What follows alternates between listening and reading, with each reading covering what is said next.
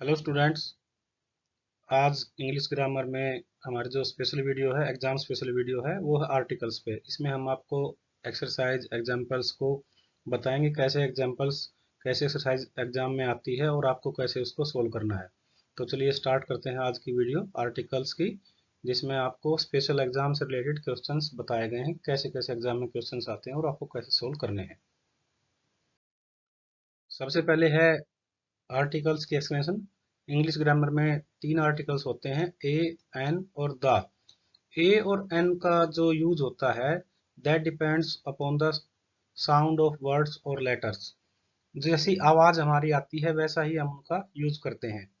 Like vowel की sound होती है, अगर वावल साउंड हिंदी में इसको स्वर कहते हैं, ए से लेकर के अंक तक।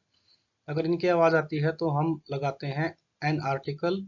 और व्यंजन की साउंड यानी कि कै से लेकर के और गे तक की साउंड आती है तो उसमें लगाते हैं ए आर्टिकल। और जो यूनिक थिंग्स होती हैं, स्पेशल चीजें होती हैं, उनके लगाते हैं हम द आर्टिकल। चलिए एक्सरसाइज स्टार्ट करते हैं। फर्स्ट है ही इज डैश बॉय। इसमें ए, एन और द का आपको यूज करना होता है एग्जाम में। तो हमारा जो सबसे इजी रूल है, इजी तरीका है, वो है इसकी साउंड को जज करना। जैसे यहाँ पर ये है बॉय, बॉय शुरू होता है बै से, और हिंदी में बै कॉन्सोनेंट है यानी कि व्यंजन है। सो इसके साथ हम लगाएंगे ए।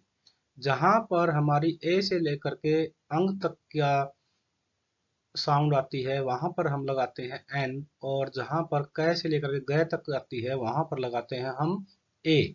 नेक्स्ट करते हैं राम एट ऑरेंज। ऑरेंज के अंदर हमारी आवाज आती है ओ की, तो ओ हमारा स्वर है यानी कि एक वावल है, तो इसके अंदर हम लगाएंगे एन। नेक्स्ट है the sun rises in dash east. Sun एक यूनिक थिंग है, यूनिक है, दुनिया में एक ही है। और ईस्ट जो है एक डायरेक्शन है, दिशा है, ये भी एक ही है। तो यहाँ पर सन के साथ हम लगाएंगे द, और ईस्ट के साथ भी हम लगाएंगे द। नेक्स्ट है हमारा यहाँ पर mister Shyam is dash honest man. यहाँ पर ये एच साइलेंट है और इसकी आवाज जो आती है वो आती है हमारी ओ की, ओनेस्ट। ये होनेस्ट नहीं है, ये ओनेस्ट है। तो यहाँ पर हम इसकी साउंड ओ से जज करेंगे और यहाँ पर इसके साथ हम लगाएंगे एन। नेक्स्ट है his brother is dash university professor.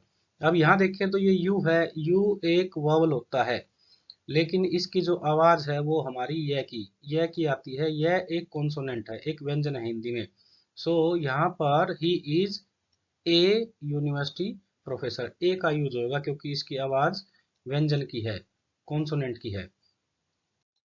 Next देखते हैं he is dash one eyed person. One, one के अंदर जो आवाज आती है वो वह की आती है, वह मीन्स ये हिंदी के अंदर व्यंजन है।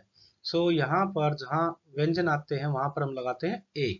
नेक्स्ट के अंदर है आई सा डैश डांसिंग बियर। डांसिंग, इसके अंदर डै की आवाज आई है, तो डै हमारा हिंदी में व्यंजन होता है यानी कि कॉन्सोनेंट है, तो यहाँ पर हम लगाएंगे ए।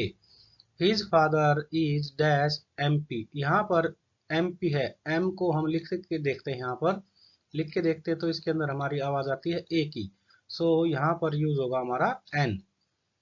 नेक्स्ट है ही टोट अस डैश इंग्लिश। इंग्लिश एक लैंग्वेज है, किसी भी लैंग्वेज के साथ में हमारा नो यूज ऑफ आर्टिकल होता है, सो यहाँ पर omission of article, no article आएगा।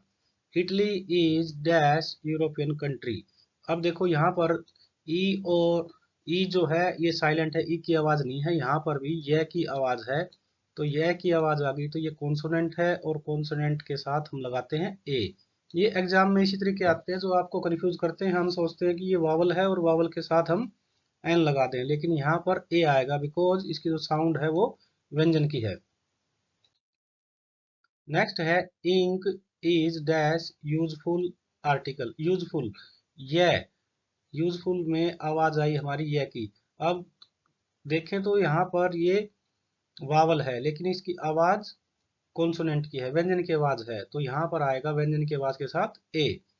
Gita is a holy book. Gita एक स्पेशल बुक है जो कि एक पवित्र पुस्तक है हिंदुओं की हमारी। सो गीता स्पेशल बुक है, तो इसके साथ हम लगाएंगे द। नेक्स्ट है हमारा वीसा डैश ताजमहल। ताजमहल भी एक यूनिक बिल्डिंग है, हिस्टोरिक बिल्डिंग है, तो इसके साथ भी हम क्या लगाएंगे, द लगाएंगे यहाँ पर भी। इसके साथ नेक्स्ट हमारा है doctor has done dash x-ray of his chest.